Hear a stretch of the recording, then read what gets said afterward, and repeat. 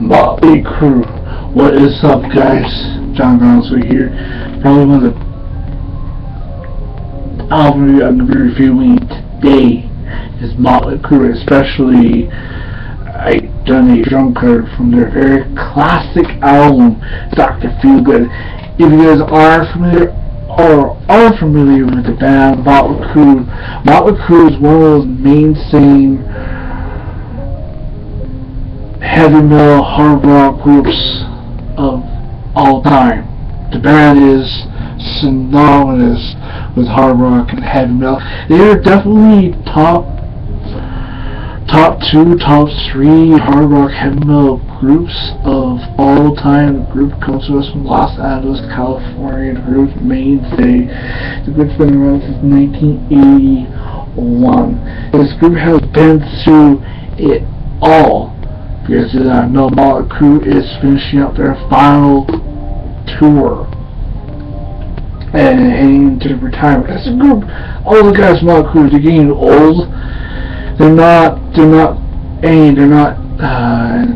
spring chickens anymore. The group, if you guys know, it was Nikki Sixx, Tom Lee, Mick Mars, and Vince Neil. The former frontman of Motley Crue was John Corabi, who originally I said to you guys over this Monday's Rock Music Headlines. John Corabi, former frontman of Motley Crue, has performed songs Motley Crue's debut album at a recent concert, but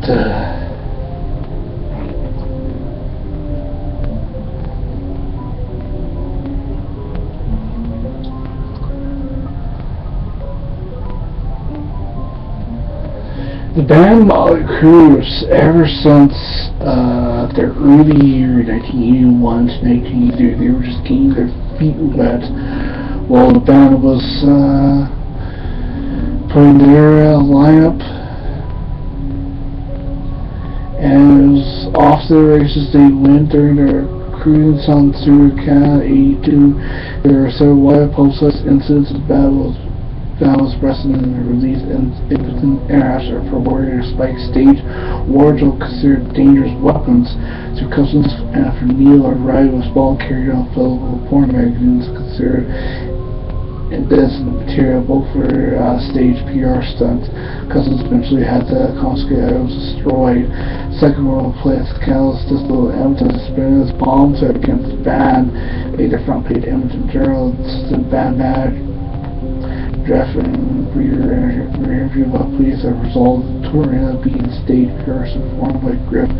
Thus leads through a television set from the upper story window shared in a car in a hotel key. Rockwood View expressed in the middle that the band were banned for life in the city by tour Indian pursuit of financial disaster. The basis of the band's first international press, the band changed management on Coffin to Doc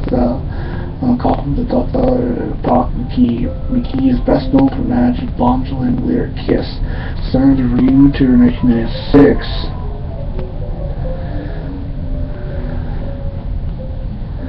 That was just the starting point on the band Motley Crue. Back in 1984 and 1991, the band went to international fame with all their big name albums.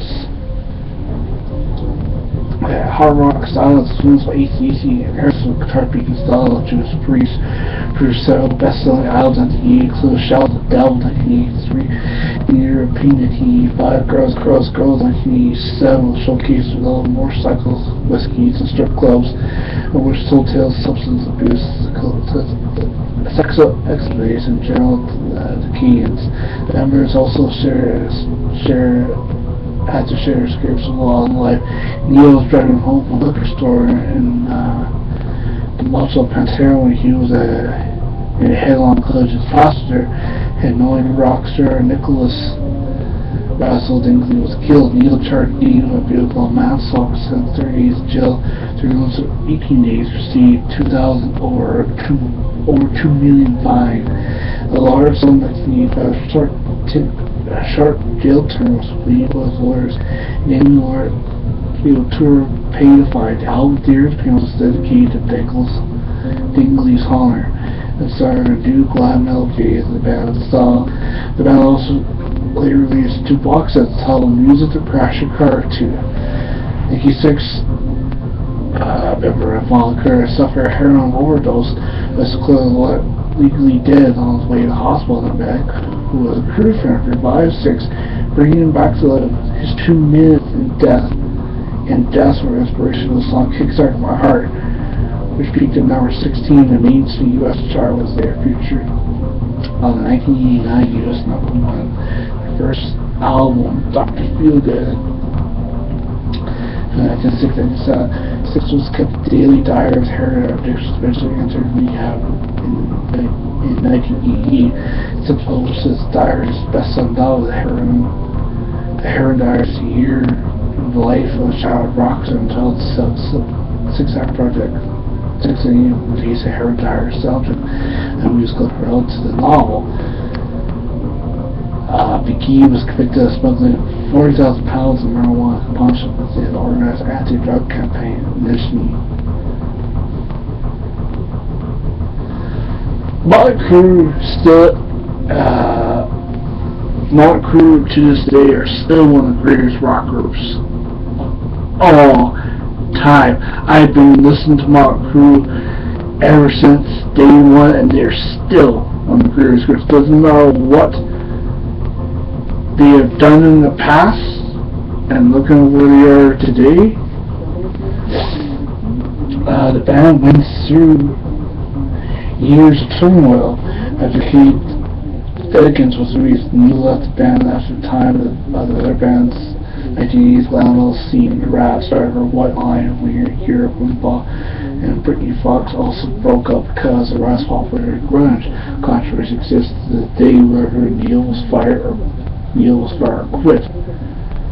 Nikki Sixx also maintained that Neil had quit the band. However, he insisted that he was fired. Neil was replaced with Don Crowd, former Angora, and The Scream.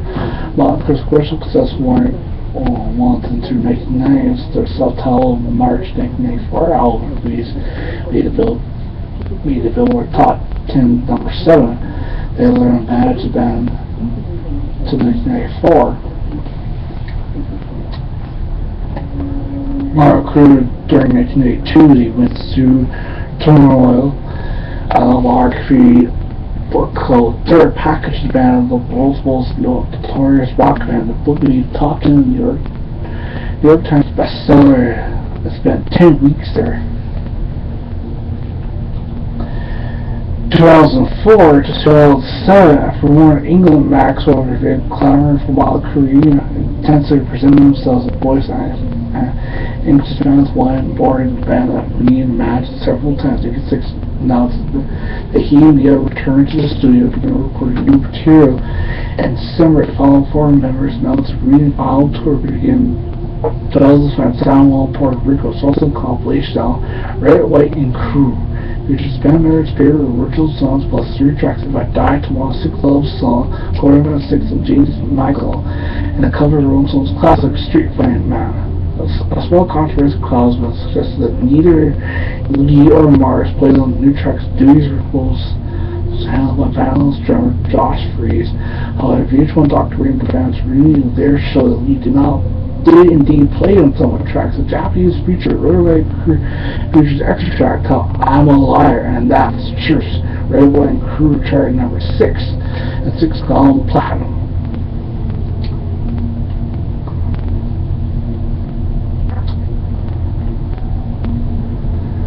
In 2008 to 2010, they released their latest album, Six on Sounds. The band manager Bert Stein filed suit against the charge. Stein was Vince Bill's personal manager and also according to the band's most powerful manager, Alan Kovac, served the band's manager at one time.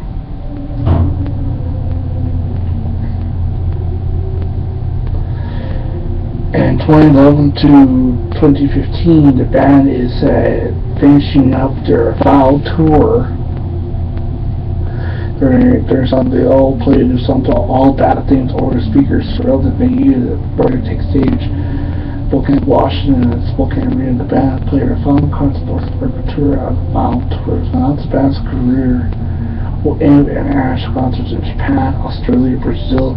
Played the Rock and Roll 6 in September in Europe for Hands for a second leg North American concerts, ending with a concert in June. Grand Arena, Las Vegas, Nevada, followed through concerts Stage Center on December 28th, 30th, and 31st, 2015. The main contribute to Crue.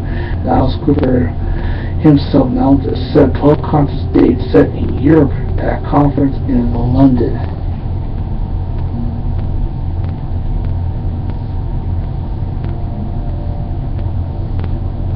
But if you get to look at, if you sum up Motley Crue's entire career as a whole,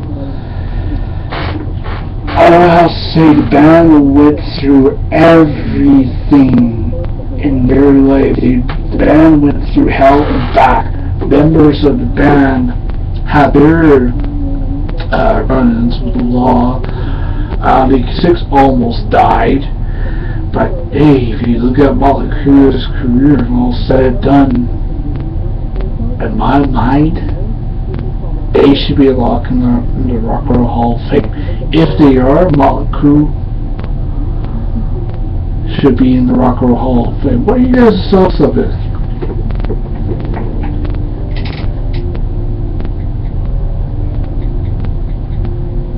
In honor of Motley Crue, as you guys see from their Dr. Feelgood, I've done a drum cover from Dr. Feelgood, a classic Motley Crue album. Up next.